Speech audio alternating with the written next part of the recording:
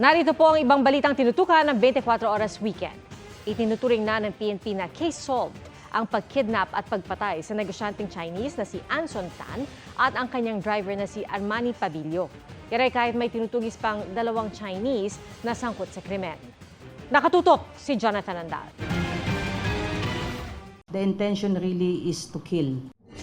Ngayong arestado na sina David Tan Liao, Ricardo Austria David at Raymart Katikista, ang tatlong sospek sa pagkidnap at pagpatay sa negosyanteng si Anson Tan at driver niyang si Armani Pabilio, maituturing na itong case solved, sabi ni PNP Chief General Romel Marbil sa press release na ipinadala ng PNP sa media. Hindi raw ito basta kidnap for ransom kundi kalkuladong kidnap for hire operation.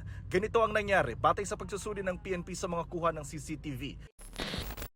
Sabado, March 29, nagpunta si Tan at Pabilio sakay ng van sa Barangay Langka sa 345 Marta Street sa Villacor Village sa Maykawayan, Bulacan. 3:37 PM, nakunan na ang van ni Tan sa toll booth ng NLEX Tambubong exit pero si David na ang nagmamaneho. 7:46 PM, nakunan siya ng CCTV sa isang convenience store na bumili ng wet wipes na posible raw na pinampunas ng prints niya sa van. Sunod siyang nakunang naglalakad sa kalsada at inabandona na ang van sa Seminario Road sa Barangay Bahay Toro, Quezon City. Kinabukasan, March 30, may nag-text sa pamilya ni Tan na nanghihingi ng ransom. Dito na sila nagsumbong sa PNP Anti-Kidnapping Group. April 8, natagpuan sa Quezon City ang abandonadong van ng biktima. Sa parehong araw, pinatay si Tan at Pabilio sa pinuntahan nilang bahay sa Bulacan, ayon sa PNP. Kinabukasan, natagpuan ang kanilang bangkay sa Barangay Macabud Rodriguez, Rizal, na nakasilid sa nylon bag at balot ng duct tape ang muka. April 16, nakuha sa bahay sa Bulacan ng sapatos ni Tan, pati sapatos at sombrero ni Pabilio. May nakita ring nylon bag na katulad ng pinaglagyan sa mga bangkay sa Rizal at iba pang gamit. Ang mga sospek nakuha ng CCTV sa crime scene na bahay sa Maykawayan ilang araw bago ang pagkidnap. Si Tan Liao sumuko dahil sa takot. Natatakot po siya na maaaring ipapatay din po siya. At meron po siyang personal po na reason but which we will later reveal po. May dalawa pa raw na ibang nakunan sa bahay sa Bulacan na itinuturing na principal at kasalukuyang tinutugis.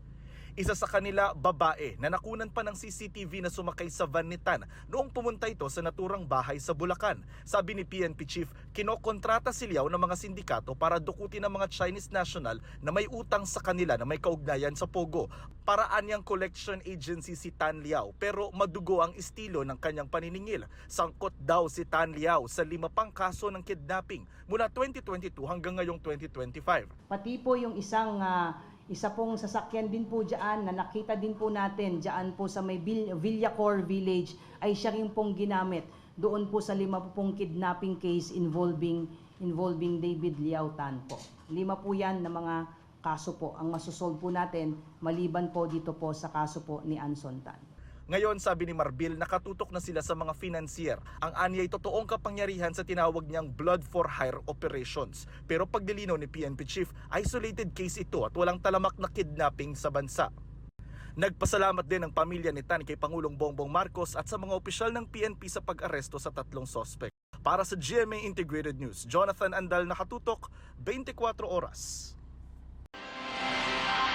Ang Filipino-Chinese Chambers of Commerce and Industry Incorporated nanawagan sa pulisya na hanapin ang iba pang suspect pati na ang mastermind sa pagpatay kay Anson Tan.